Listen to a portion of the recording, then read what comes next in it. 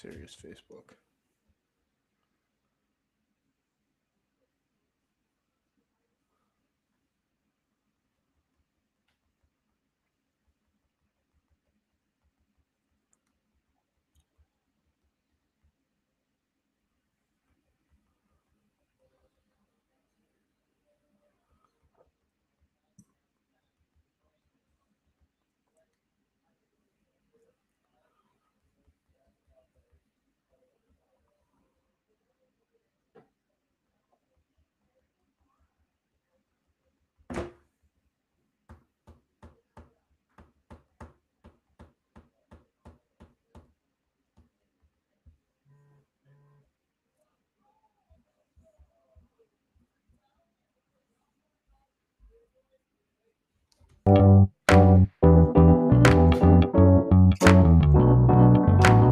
Powered by Riverside.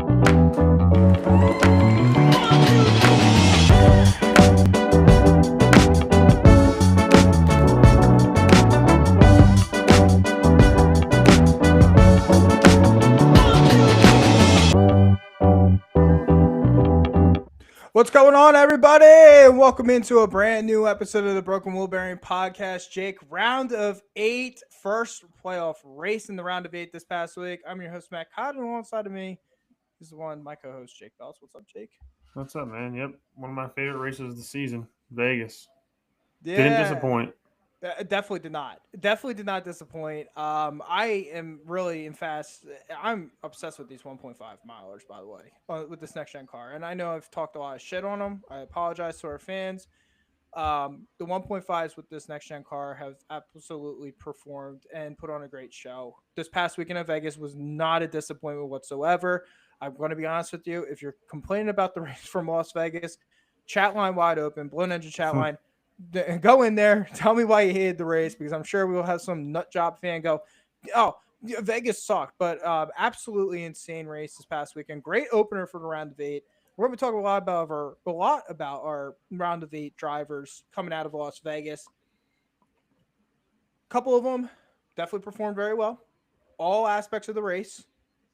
Then we had a few of them that did not perform in all aspects of the race. So we're going to be talking about all of that tonight on tonight's episode.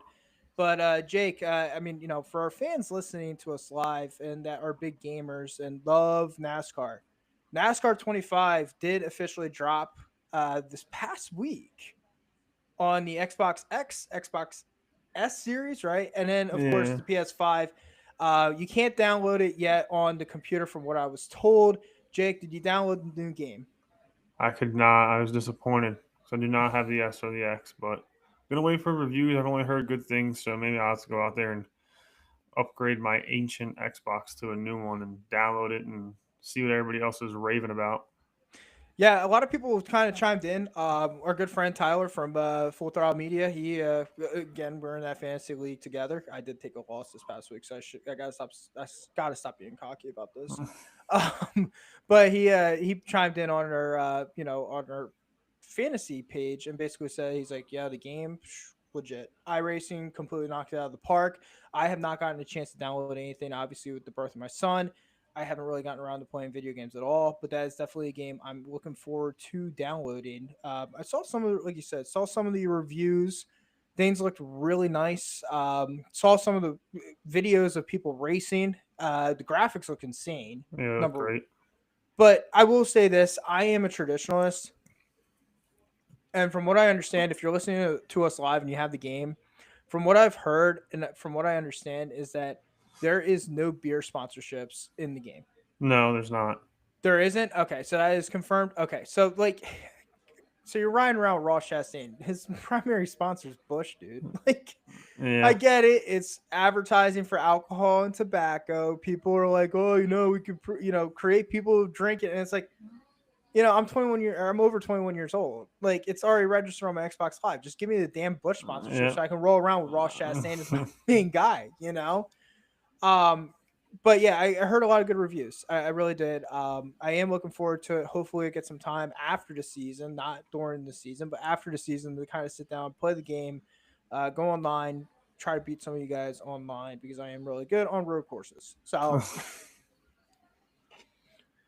Jake, Vegas this past weekend, but before we get into Las Vegas, we had a massive announcement from the garage this past week for all of our Justin Haley fans. Oh boy, it looks like Justin Haley's kind of cup career might be at the end of its line. Article courtesy of Dustin Long of NBC Sports, and that is Justin Haley will not return to Spire Motorsports after the season. Justin Haley will not return to Spire Motorsports after the season. The team announced on Tuesday.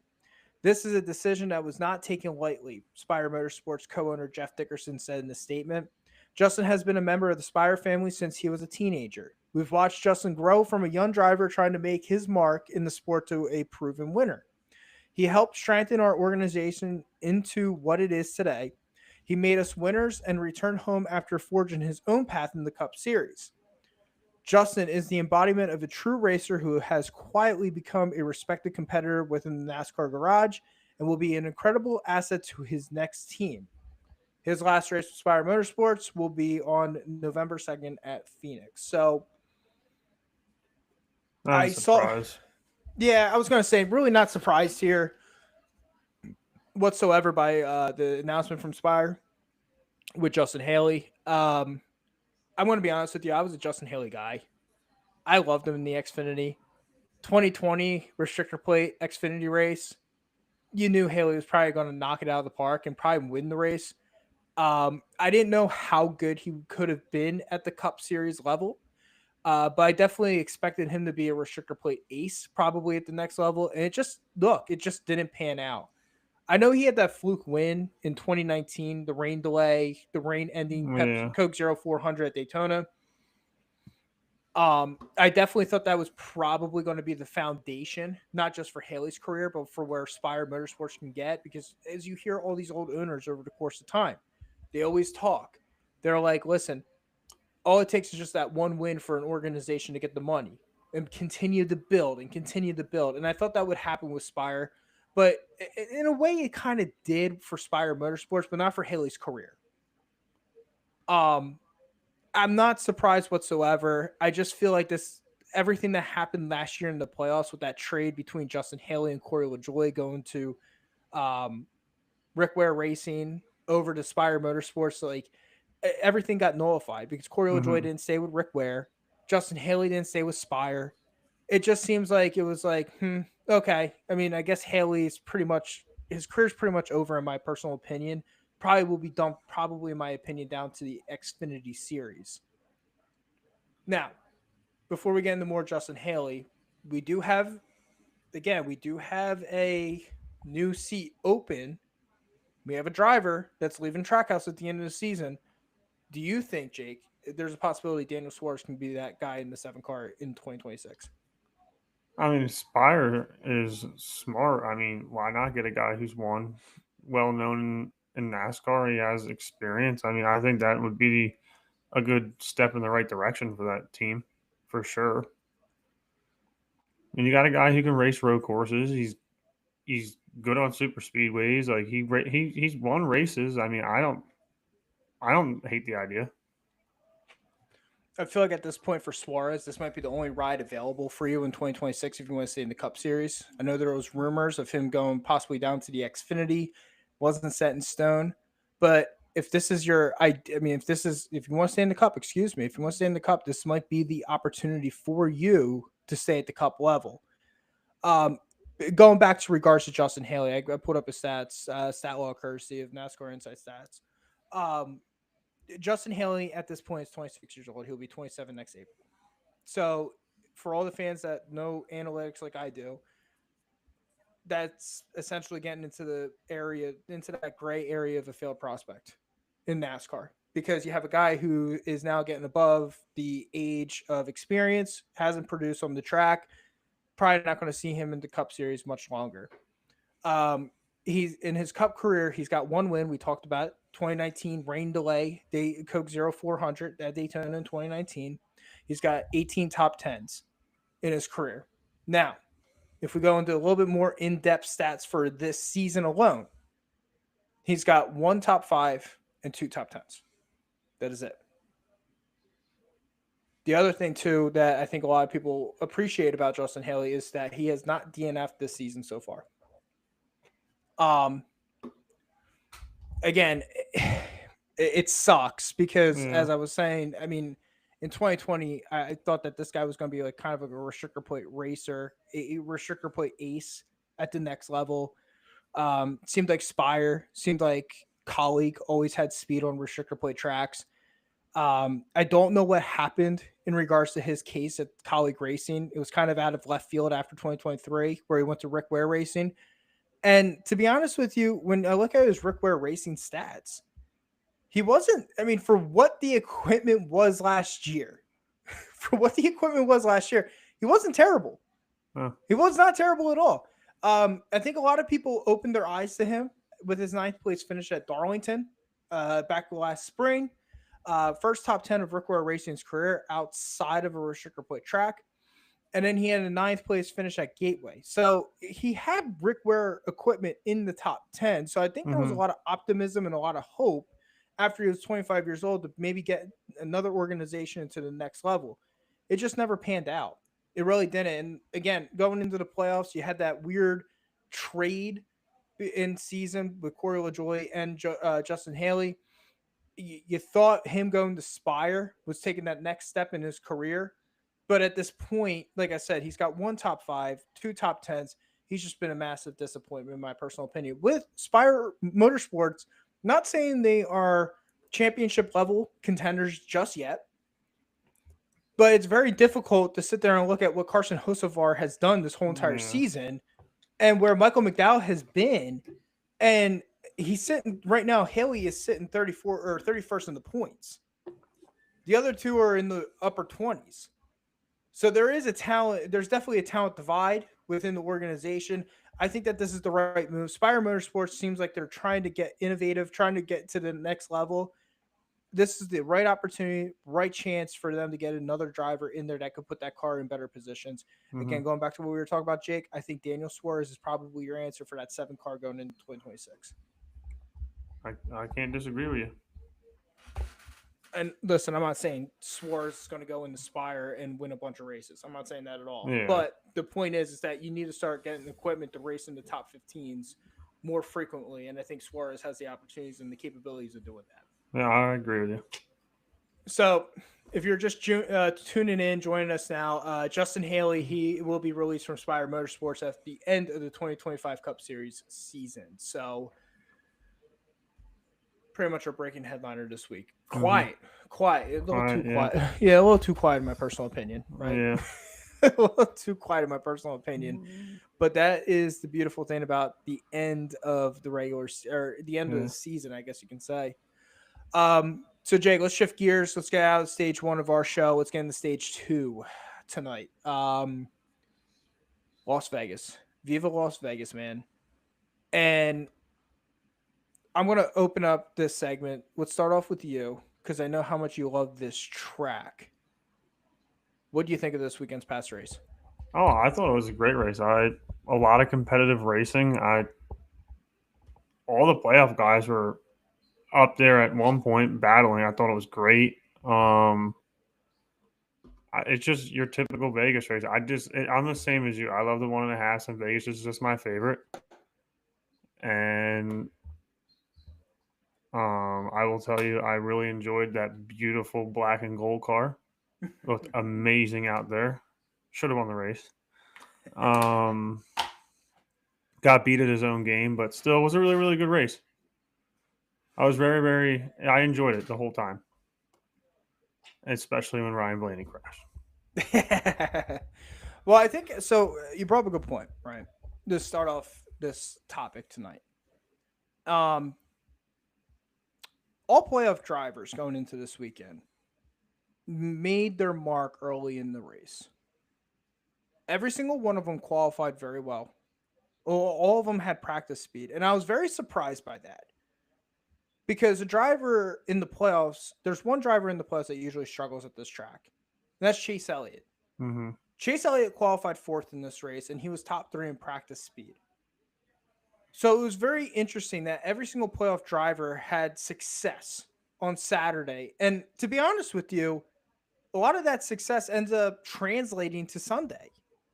Yeah. unfortunately, you had one driver or two drivers in the playoffs that had costly mistakes.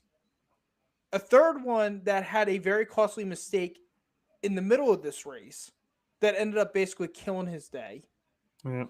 But then I look at those three drivers, we'll talk about in a second, but I look at the other 5 playoff drivers, and where did they finish? Well, they all finished within the top 6. Mm-hmm. So 5 of the 8 finished within the top 6. One finished mid-pack, and 2 ended up having really fluky errors, in my personal opinion. Very uncommon errors. Let's start off. Let's look at the final scoreboard, essentially, of the race out in Las Vegas, all courtesy of NASCAR.com. Denny Hamlin ended up winning this race. He finished first. Kyle Larson finished second. Christopher Bell finished third. Chase Briscoe finished fourth. Tyler Reddick finished fifth.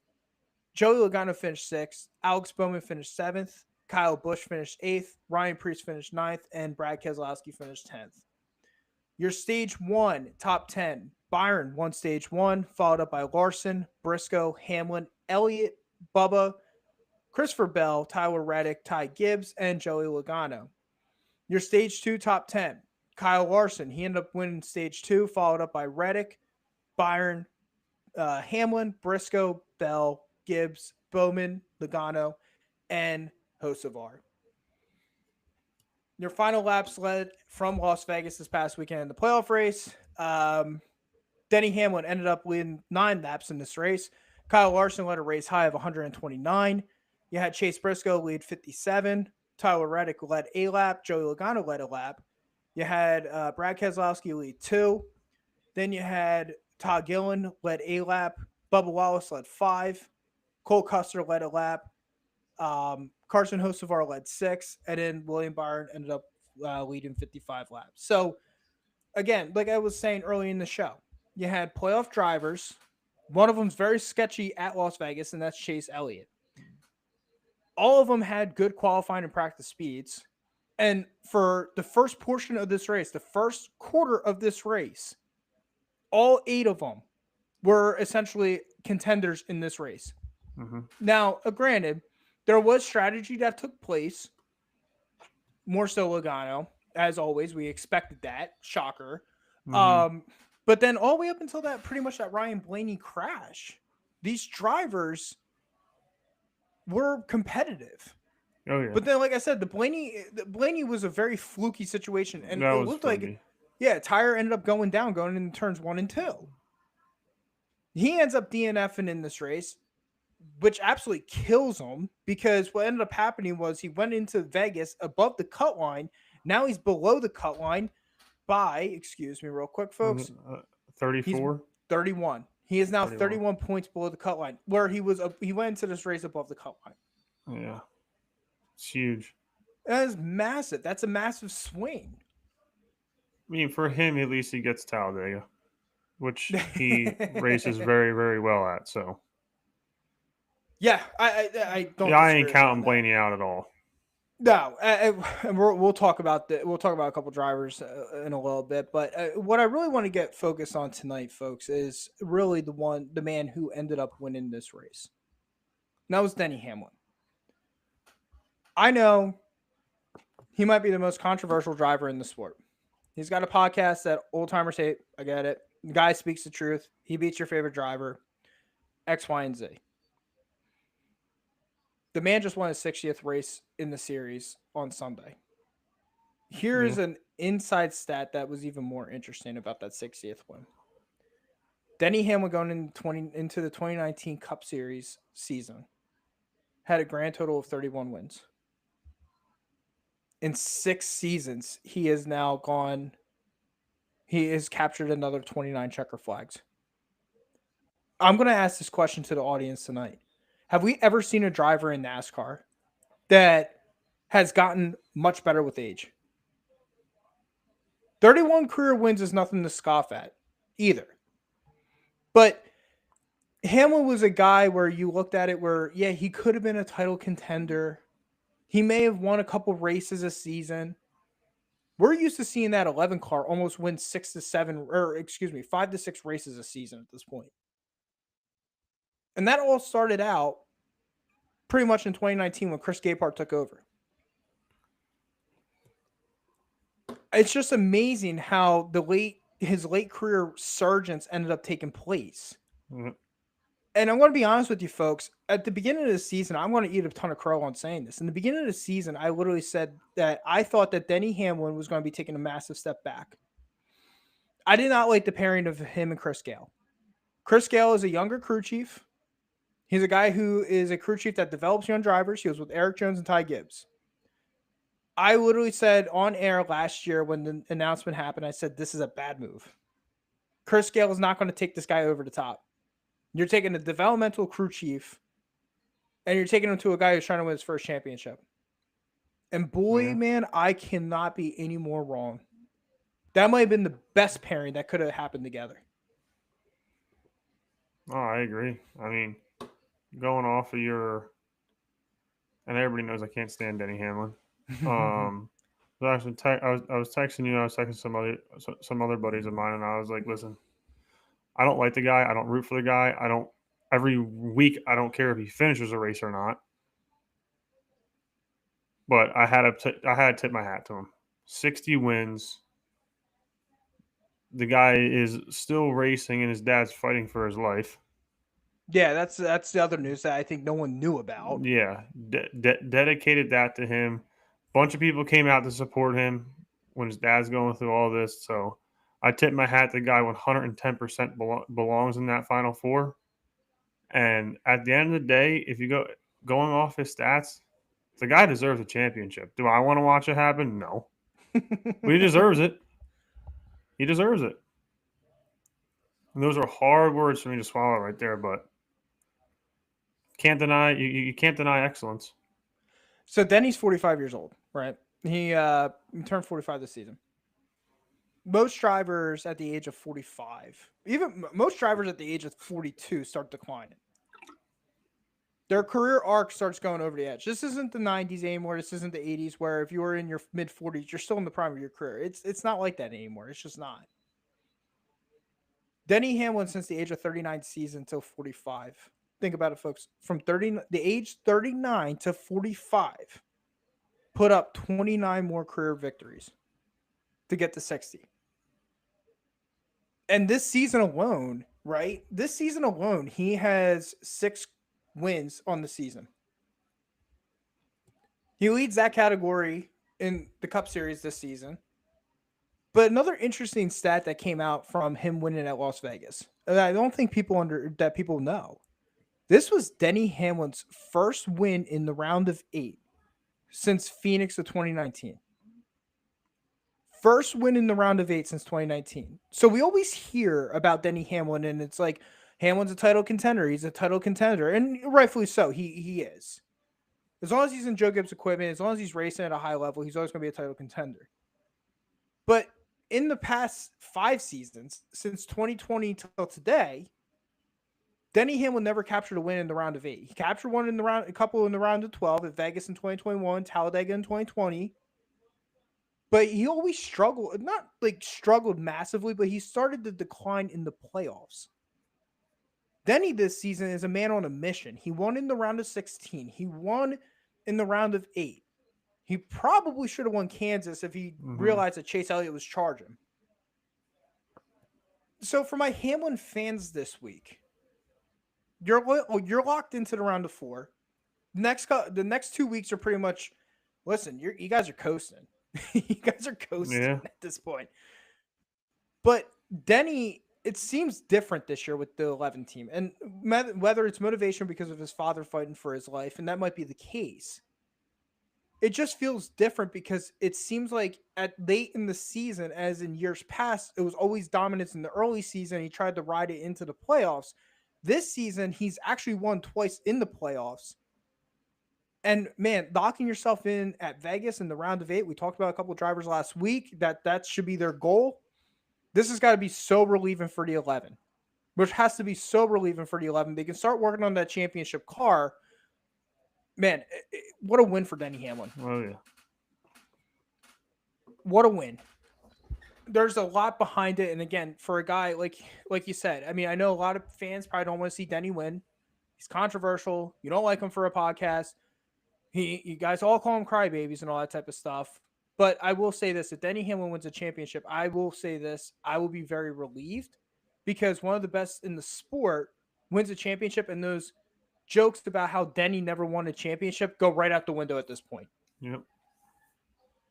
And then in the offseason, if he does win the championship in the offseason, we can start having the conversation. Where does Denny Hamlin rank among some of the greats and all that type of stuff? But as long as he continues racing the way he is, I mean, I don't really see a decline in his performance probably for another 2 years. Who's to say if he wins the championship this year, maybe that was the door that he finally opened where he goes out a couple more championships. Good, for sure. I wouldn't count him out. No, massive win for the 11 team. And like I said, if you're a Hamlin fan, you got to feel very excited because this does feel different. He's finally winning late in the season to get himself into Phoenix. Mm-hmm. Let's talk about a couple of our other playoff drivers. Let's talk about the other 7. Realistically, let's talk about the other 7. We're not going to start about the successful ones. We're going to talk about the ones that ended up, struggling in this race. Ryan Blaney. I was absolutely on my notes. Not his fault. They had something go wrong in the car. Ends up hitting the wall. Ends up DNFing. But like we were saying with Blaney earlier, what a massive shift in points where you were above the cut line going into this weekend. Now you're minus 31. This is an uphill battle. But for my Blaney fans, you have to be very optimistic on the next 2 tracks. Yeah. We go to Talladega and we go to Martinsville. So who's won the last 2 Martinsville elimination races to get himself in the round of 4? Ryan Blaney. Mm-hmm. Who's won at Talladega in the playoffs before? Ryan Blaney. Ryan Blaney is not out by any stretch. Honestly, I will say this: all 8 of the remaining 7 drivers that did not clinch after winning Vegas. To me, every single one of them still has an opportunity. Oh yeah. And I think that's what NASCAR wants. And again, for my We Hate the Playoff System crowd, NASCAR, they're seeing this and they're like, wow, we have all 7 of these guys that can still win this race and get locked themselves in. No, if there's one guy, I mean, I could probably say for all of them, but for the way Ryan Blaney has raced the second half of the season, being down 31 points, I guarantee he ain't losing a minute of sleep on it. And if you're a fan of him, I wouldn't either. That's one guy I would never count out, no matter how many points he's down. Well, especially with the next 2 tracks that are coming up. Oh, yeah. Right? I mean, I got driver averages up, driveraverages.com up right now. Ryan Blaney, Talladega in the next-gen car. He's in 7 races. He's got 1 win, 3 top 5s, 3 top 10s, and he's led 8.7% of the laps at Talladega. Now, granted, his average finish is 16 because, again, it's restrictor plate, unpredictable. It's the predictability rate. Unfortunately, I hate to say it, but that's what Talladega and Daytona is. Predictability rate. But at the same time, you got a driver who is within the top 10 at average finish at Talladega. Who's won? He's won there in the next-gen car. In the playoffs. And then finally, where's the next track that we go to? Like I said, Martinsville. And who's won the last 2 elimination races at Martinsville? Ryan Blaney. Ryan Blaney. So if you're a Blaney fan, hang in there tight. I know it did not look good or pretty at Las Vegas, which was kind of a surprise in my personal opinion. He was actually one of the playoff drivers. I know I was saying that they all offloaded on Saturday. They had great qualifying, great practice. He was the one that was probably the worst out of all the playoff drivers. Yeah. He qualified 14th in this race. He it just felt like he was never getting out of his own way. Jake, next playoff driver I want to talk about is William Byron. Oof. You talk about a guy, again, above the cut line going into this weekend. Was fighting in the top 5 for the whole day, really, going for the win. Whole entire day. And what a fluky incident took place on track on Sunday at Las Vegas for the 24. I got a lot to say about that. So I'm going to let you go first, and we're going to continue going. So it sucks the guy was leading the fucking race. and that's the last thing that you could ever predict to happen. But at the end of the day, I saw a lot on the thing saying this is Ty's fault. It's not. I think at the end of the day, I know they say, "Oh, you got to wait, guys wave," right? And I get it on Vegas. You're not going to fucking swear your fucking car around somebody. You're going to end up in the wall too. But I think it's two guys. I think it was just a miscommunication. I personally say. And then they say that his crew chief didn't say. I mean, his spotter didn't say he was going in or something. Yeah, so there's a lot of They didn't announce it or something to like. there. Yep, until And the there's last like a second. lot of shit going on, but like, I don't really think you can push blame on either one of them. I think it's like you just said, it was a fluke accident. It was just I mean, in regards to what Ty Dillon was doing at that time in the race. Now, granted, there was a lot of miscommunications between his spotter and crew chief and himself in regards to Ty Dillon. And colleague ended up making an announcement today that Ty Dillon's crew chief ended up getting fired for it. I mean, he got fired today. I mean, they went down to Who? Talladega. Ty Dillon's crew chief just got fired for it. Mm-hmm. Now, maybe the spotter. or not crew chief. I'm sorry. It was a spotter. I'm sorry. Oh It was a yeah, spotter. okay. Yeah, spotter. That makes a lot more sense. Yeah, like, his damn. spotter. No, I meant his spotter. I'm sorry about that, folks. So Ty Dillon's spotter ended up getting fired for this incident. And again, though, like we all know this as from watching the race, as all fans. Las Vegas has one of the most unique pit roads on the circuit. It is very long. It comes up very fast, and you gotta get down really quickly. Now, if you have a miscommunication like that, which again, watching the replay with the 10, and I feel like Byron probably felt the same way. Whatever they were talking about on the radio, it was a last second move. Yeah. Now, apparently there was rumors that Ty Dillon put the hand out the window the way that he's going down pit road. I don't know how accurate that is. I mean, with the way that wreck ended up happening, I don't think that his hand was out the window. No. I think he slowed up to try to get down pit road. It was a bad move all around by Ty Dillon and the 10 team. The worst thing. Go ahead. It's like you said though, but I get you. There's probably a million conspiracy theories out there. Like, did Ty Dillon know he was going to pit, or did he not know until he was pitting until he's already around turn 3? Mm-hmm. And it's like you said, Vegas is a very, very challenging track. It's known for penalties for guys coming in over the line. Yep, which we saw in McDowell. We saw that with McDowell the other day. Yeah, which I was surprised I didn't see as more than that, because it's notorious for guys getting penalties or coming in over the line. But and real quick, Jake, for our listeners who don't know what we're talking about in regards to going over to box, if you're new to NASCAR and don't know what that means, so at the end of each pit road on the circuit, they have a colored box. You have to get below that colored box before you go down pit road. That's called the commitment line. And what I was meaning in regards to Michael McDowell didn't get his car fully underneath the commitment line, so they end up getting a commitment line violation. But again, where Las Vegas pit road is, as Jake was saying, it's very long, but it's a very quick. Like, if you're coming around turns 3 and 4, you need to commit coming into turn 3. You better know you're coming out pit road. Go ahead.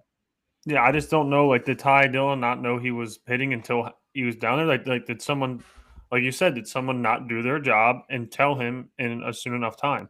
I don't think Ty Dillon did it on purpose. I think that he was just someone had to yell pit, and it had to be his crew chief. And it's like you said, I just think it was a huge miscommunication. I think it was a last-ditch effort that they need to get to the pits.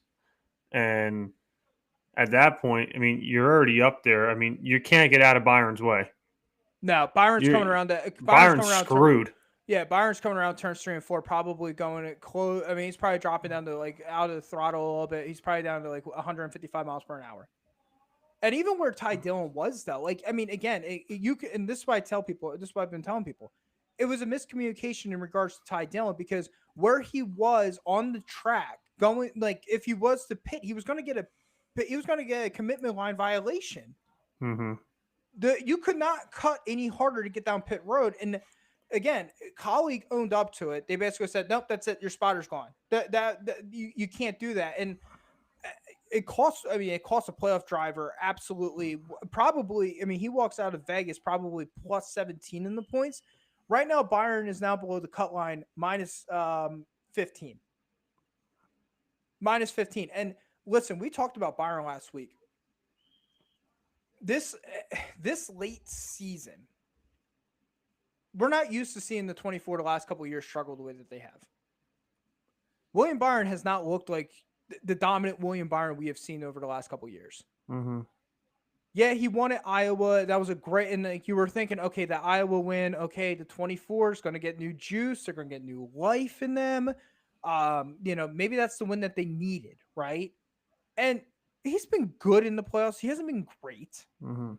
And this past weekend, it finally felt like the 24 was a competitive car. Mm-hmm. It felt like, okay, there's William Byron. We've been waiting for this William Byron. And the way that it ended, it was just like, oh my God, it's going to cost William Byron a chance at the chase for a championship. Now, it may be, for some fans, it might be the best thing that could have happened because do you have confidence in the way that the 24 has been driving this year that William Byron may end up having an opportunity to win a championship? I don't. I mean, he could get to the round of 4. I don't think he's a championship caliber driver this season. I think what happened at Vegas, you can't count him out. And like you said, Talladega just throw up, so you never know. But I think that screwed him getting into the Final Four. He is probably my number one guy that I'm most weary about making the Final Four. Is the best word I can probably put it. I'm not scared from because anything can happen. The guy's a phenomenal race car driver, but with the 2 races coming up, I don't have high hopes for him. And now that he's back in points that much, it ain't going to be easy. And I agree with that. And we're going to talk after we talk about all these drivers. I got a couple theories and reckless speculations coming up, and we'll be talking about predictions as well with the playoff drivers. Jake, next playoff driver on the list. Let's talk about Chase Elliott. He ended up finishing this race 18th on Sunday. The 9 car really shocked me going into Saturday. This is not a Chase Elliott track whatsoever. They offloaded. They finally had qualifying speed, which was like, wow, whatever they learned at Kansas, maybe it's going to translate over to Las Vegas. 1.5 miler kind of did for a little bit. I'm sitting there excited for the 9 because I'm like, 9's got speed. I was texting a good listener of the show and who's a big Chase Elliott fan. I'm like, finally, is this the 9 did that win at Kansas finally wake up the 9? Mm-hmm. And when I look at what he did in stage 1, he ended up finishing stage 1 in 5th. Which was really, which was, again, a surprise. But what happens in stage 2? Comes down pit road, uncontrolled tire. Mm-hmm. Uncontrolled tire has to go down pit road once again. And it's just like, the death of that guy. For God's sakes, it's just like, the 9, to me, it's like, it seems like Chase Elliott, it's like finally taking that step. It's like, okay, we're finally starting to see the 9. The 9's starting to come around. Then all of a sudden, he's starting to come around. He's starting to come around so good that the crew, Alan Gustafson and company, basically got screwed up. They got screwed up. Uncontrolled tire, pass-through penalty, ends up killing his day. If he didn't have to do that, I had him in the top 10. He was racing phenomenal, and it's like you said, I've never seen Chase Elliott race that good. Top 5, I would say top 5. It was a top 5 car. He was a top 5 car on Sunday. If he does not have that uncontrolled tire on Sunday, he's a top 5 car. And it's just, again, though, when we get this late in the season, these mental gymnastics or these mental errors are like, this is where like everyone's like, well, I got friends who don't watch the sport at all. They're like, I don't understand why you're obsessed with NASCAR the way you are. I said, dude, it is a team sport if you watch the freaking race. Yeah. And later, as we go into the playoffs, folks, if you're listening to us live, every aspect of the team needs to step up to the plate. It's almost like football. You have an offense, you got the defense, and then you got the special teams. The crew chief, the pit crew is the special teams. And on Sunday, Chase Elliott's special teams crew screwed up. They screwed up. Now, he did end up rebounding. He got up to 14th. Late race caution with Ty Gibbs and company. He ends up getting hit in that caution. Ends up falling back on the final restart down to 18th. He ends up finishing 18th, which was such a promising day. For a while, you saw in the points, he was like, when he was in the top 5, it was like -5, -6, -7. Okay, he comes out of there. It's like, now you're feeling really good about the 9 team. You're feeling really good about Chase Elliott. Then all of a sudden, ends up, checker flag comes out at Vegas. Where's he at? -23 in the points now. So, again, pit crews are so critical at the end. And it's funny, too, because NBC always brings up the data of Where do the pit crews always rank in the season? Where do they rank? Chase Elliott's got a top 5 pit crew. Yep. He's got a top 5 pit crew. You can't make errors like that this late in the season. And it's surprising, especially for a team that has a championship caliber driver in Chase Elliott. Yep. Now, we talked about the 3 that ended up finishing out the top 5 or the top 10 at Vegas. We ended up having, outside Denny Hamlin, we had 4 other drivers finish in the top 5 or top 10. Excuse me, I keep saying 5.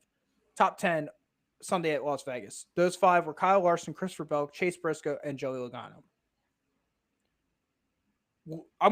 Logano didn't scare me at all on Sunday. Logano he on was up speed. there. Logano on speed did not scare me. No. But it's the same thing that him and Paul Wolfe, and this is why Denny Hamlin got pissed last week. It's the same thing. It's the same story, different year with Joey Logano when they go to Las Vegas in this round. They are not afraid to make the gamble.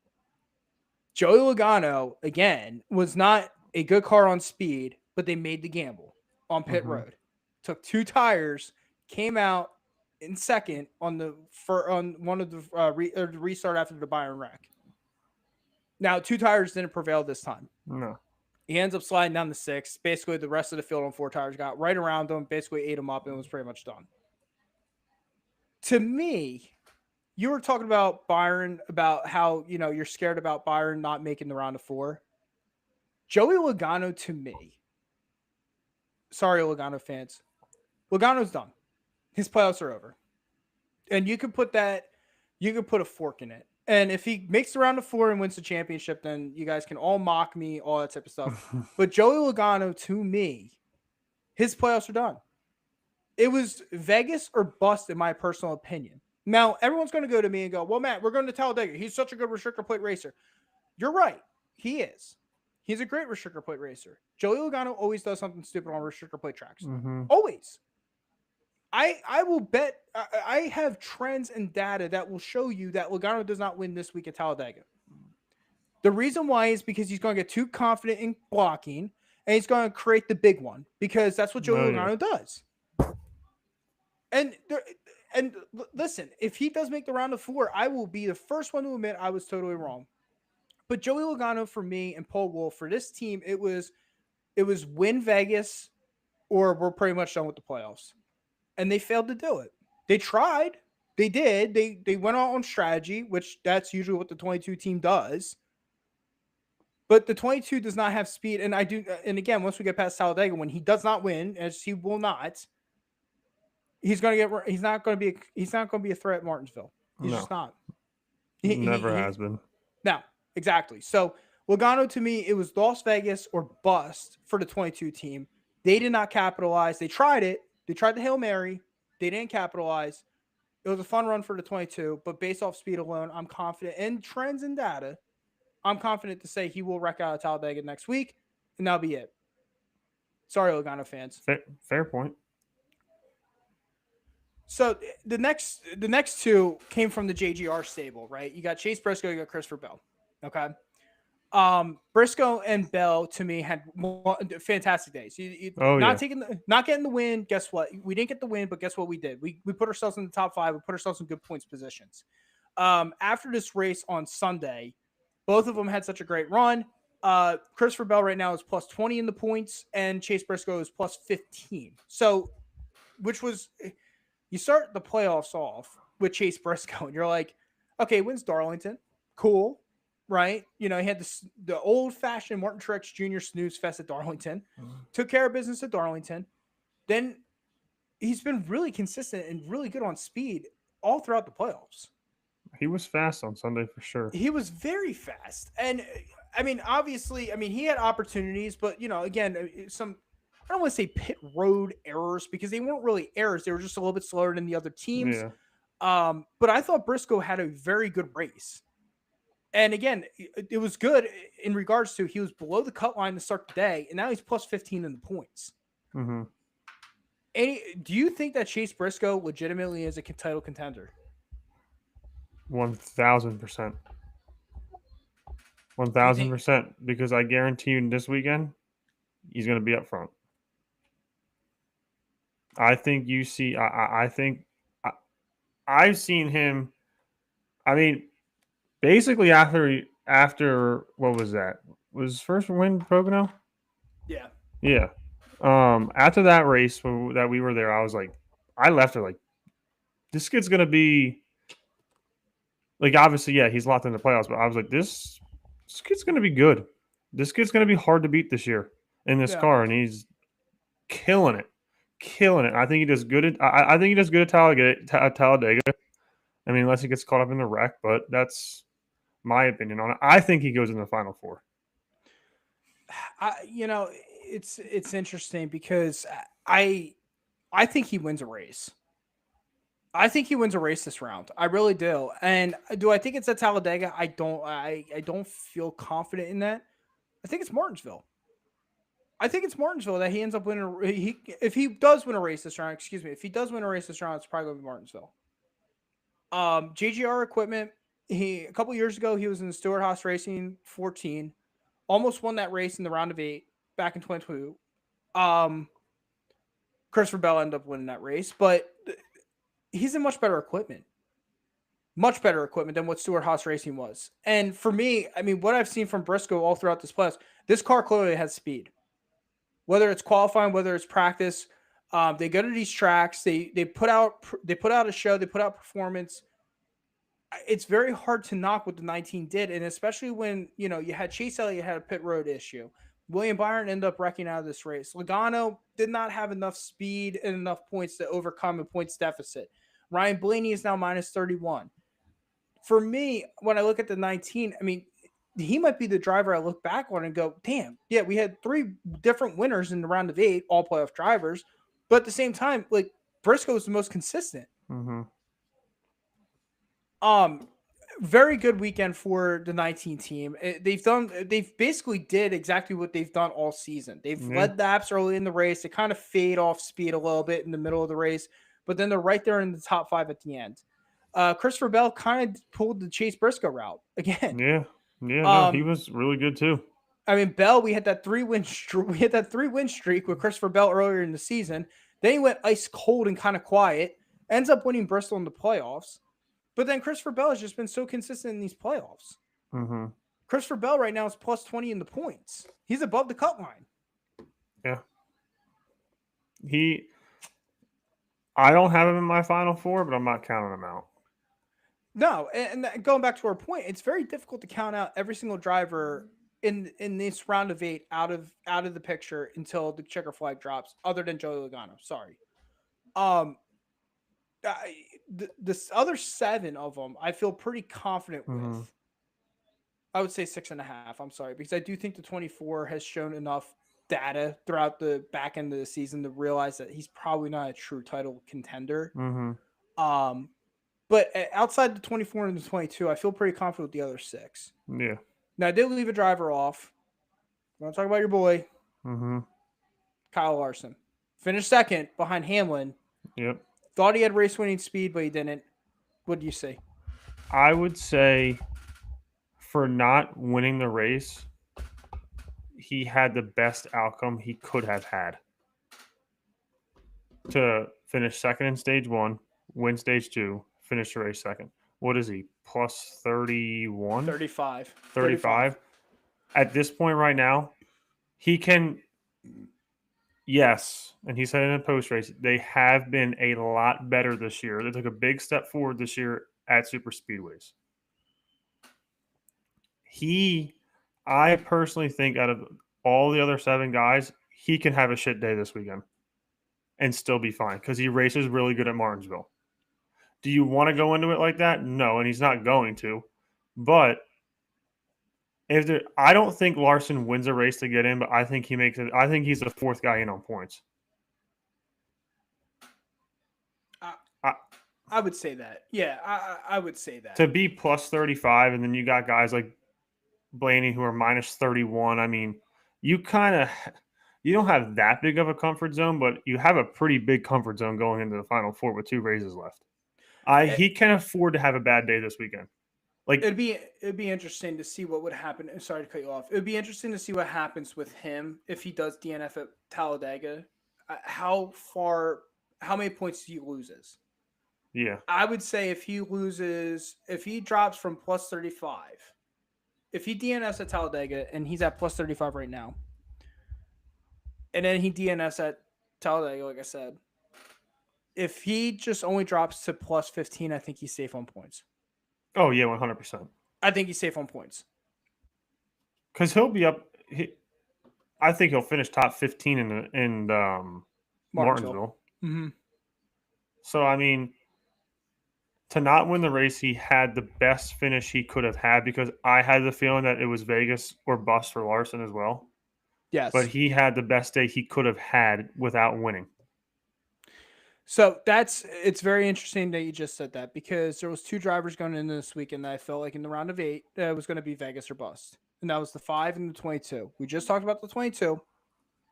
Strategy through the Hail Mary. Didn't work out. Pretty much done. Larson, to me, was that second driver. It's Vegas or bust because Talladega, like you said, he's talked about how they've gotten better at super speedways. But they're not there yet. No. They're not there. And again, it's a crapshoot. But at the same time, I just don't feel confident in the 5 at Talladega. So that's what I'm saying. He's plus 35. If he drops to plus 15, if he DNFs, I'm feeling pretty good with the 5 on points. Mm-hmm. But Martinsville has become such an outlier with him. Yes. As of late, right? Ever since the last time he won it. He won it in the spring in 2023. No, that's when it's now been like kind of turned around on him. Yeah. Yeah, because even last year he was a contender in that race with Blaney and Elliott. And to me, I look at the 5 and I'm like, I can't circle Martinsville yet with him for a win, but I wouldn't count him out for at least the top 5. Yeah. Things have definitely changed with the 5 at Martinsville, but I'm not confident enough yet to say he wins at Martinsville. So that's why I was like, if he wanted to make the round of 4, like to me, he had to win Vegas. Oh yeah. If he punches his ticket at Vegas, then it's over. Yeah. Yeah. But I'm still nervous for him, but because of this race this weekend. But it's like you said, anything can happen. But he always, when it's a big wreck at a super speedway, he's always sitting in between 15th to 25, and he's the guy calling it. Where are you gonna go? You're in the middle of the pack, bro. See ya. Thanks for racing. Unfortunately, yeah. It's like, all right, knock it up, send it to Martinsville, and we're done. Thanks for racing every lap but 9. We'll see you next week. No, I agree with that. Like I said, I do agree. I think it was Vegas or bust for both the 5 and the 22 in order to get the win. I don't see either one of them winning any of the races coming up, and that's going to affect the 22 more than the 5 because the 5's got a pretty nice cushion on points at the moment. So that's pretty much all 8 of our playoff drivers from Vegas. Is there anything that surprised you from Vegas this week that you was like, oh, well, that was kind of an eye-opener outside Ty Dillon not knowing when to pit? I was impressed with Christopher Bell this weekend. Trying to think. I mean, there wasn't really that many like holy shit moments, but besides that, the guy not knowing how to pit, I guess, or not being told. I mean, that's like really the only. When that happened, I was like, "What the fuck?" Like I've never seen that in God knows how long. I was like, "What is Ty Dillon racing today, or is that somebody else in the car?" That was really it. That was really my like, "What the fuck" moment. But besides that, I was just happy with a really good race at Vegas because Vegas, obviously, for a little bit, Larson was dominating it, and actually, you know what? Actually, what did surprise me? How fast Hamlin was on that on those last few laps. Yeah, he was just so crazy fast. I was like, holy shit, this guy's flying. Yeah.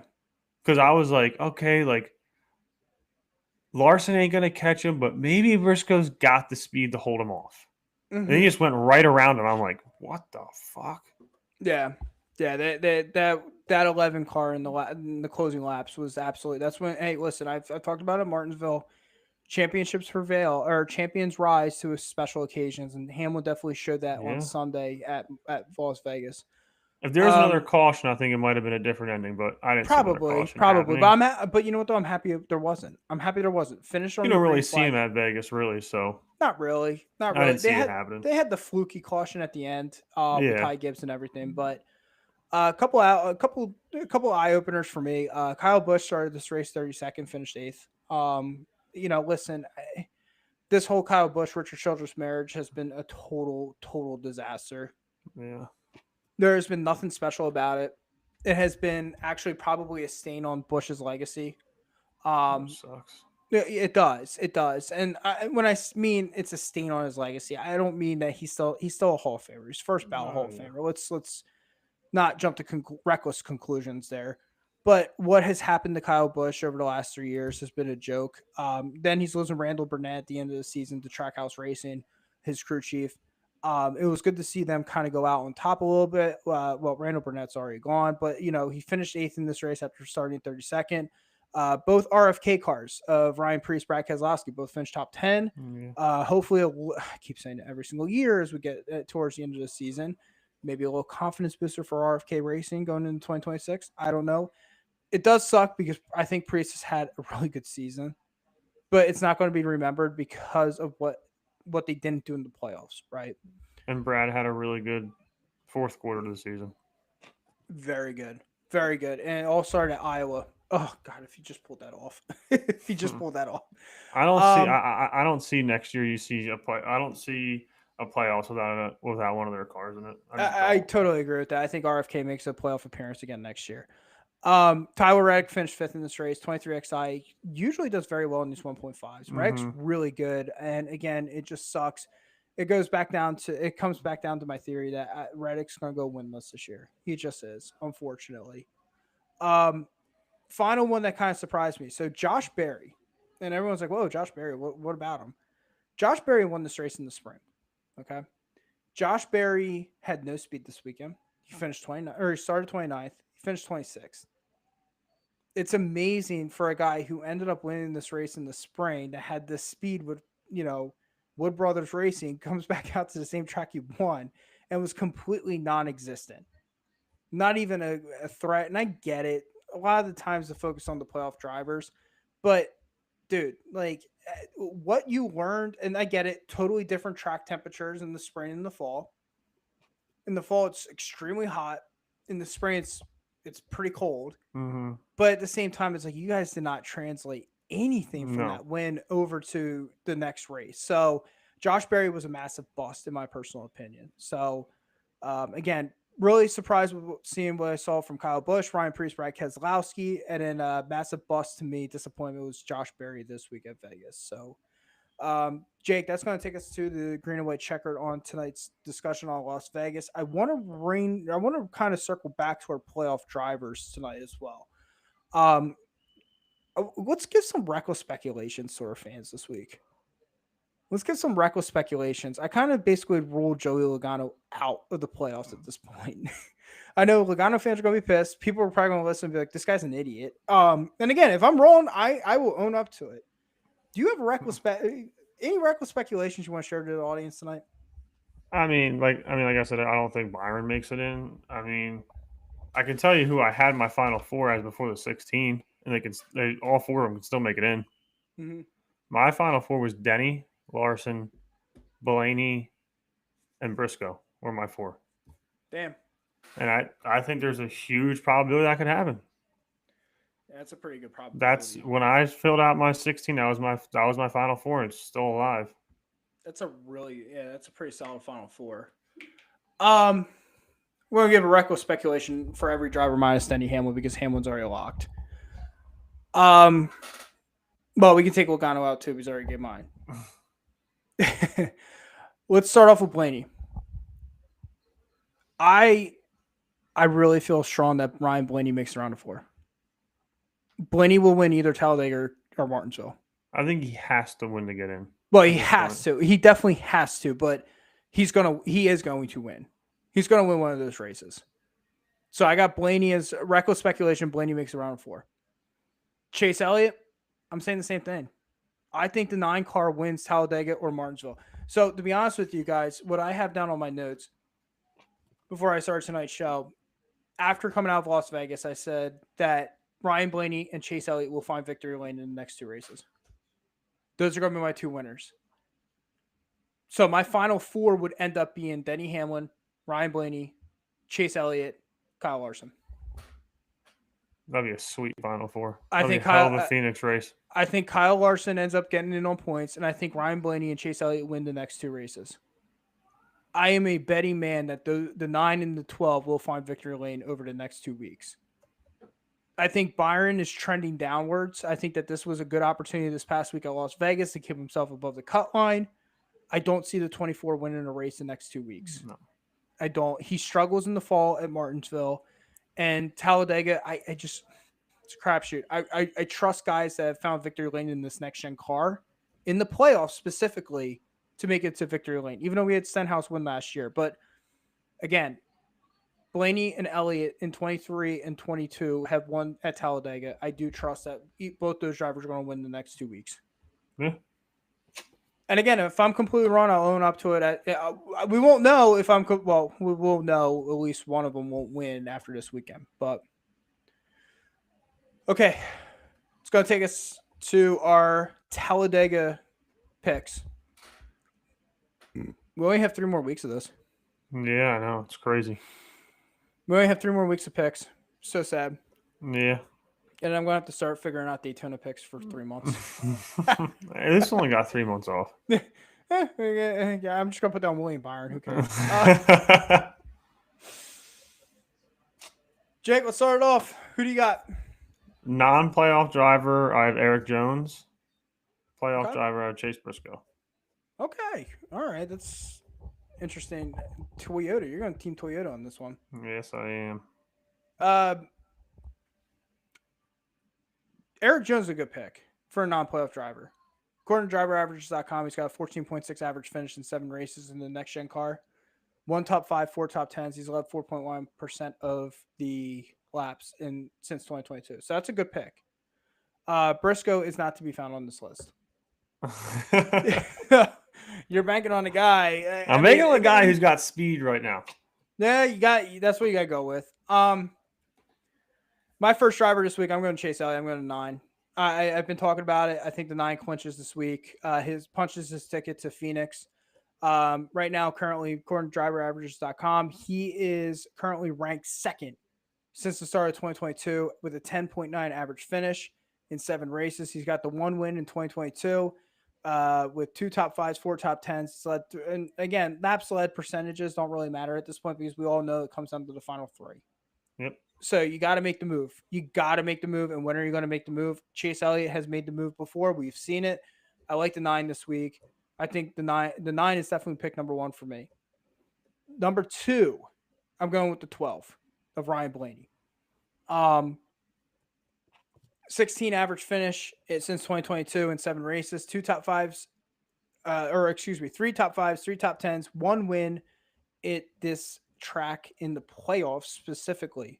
Again, what driver is willing to make the move? And going back to Chase Elliott too for a second, Chase Elliott was on the verge of Chase Elliott was in prime position to make that move late in that race last year. And then we had the big one. We had the 29 car pileup.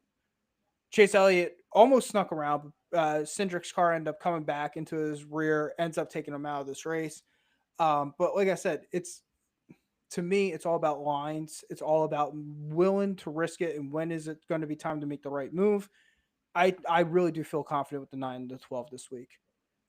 I like those picks, but I'm gonna out of the 2 of them, who has more balls do I think to make that move is Blaney. Boy, I agree. I totally agree. But that guy's got balls. I will say this. I mean, the 9, if you watch the final laps of the 2022 race, I mean, the 9 took that move with Eric Jones and ended up holding off Ryan Blaney in that race. So yeah. At the end of the day, you got to think about it for both of them. They're both under the cut line. Yes. So when you're going to make a Joey Logano Hail Mary move, you better make it fucking perfect or you're going to end up just like him. So I'm telling you this right now. Blaney wrecks out of this race, he's done. Well, of course. I mean, I don't want to say that. Unless he wins Martinsville. He's going. But he wrecks out of this race, he's got to win. Well, of course he's got to win, but like again, though, I feel pretty confident with the 12 going to Martinsville in the final week of the playoffs. I really do. But that's what I'm saying. I think the 9 and the 12 are your winners the next 2 weeks. I really do. You got a non-playoff guy? Non-playoff guy, yeah, I do actually. Let me guess the number one. No, I'm not going Chastain. I'm not going Chastain this week. I'm going Stenhouse. I like that. I was in between Stenhouse and Eric Jones. I was also going to throw a wild card out there and choose Carson Hocevar, but That's not a bad pick. I mean, Yeah. I got Stenhouse. Stenhouse is my non-playoff. I mean, he is just so good at restrictor plates. oh yeah, I mean, he's got 4 career wins. All of them are on restrictor plate races. Talladega twice, Daytona twice. He's won.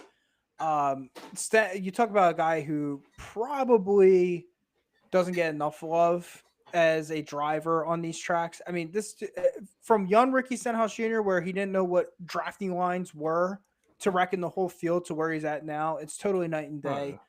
I like Ricky Stenhouse Jr. this week. That's my non-playoff driver. But yeah, I mean, there's again, we can give you all the stats you want if you're listening to us live.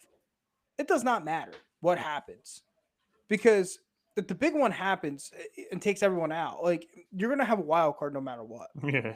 Joe Schmo wins.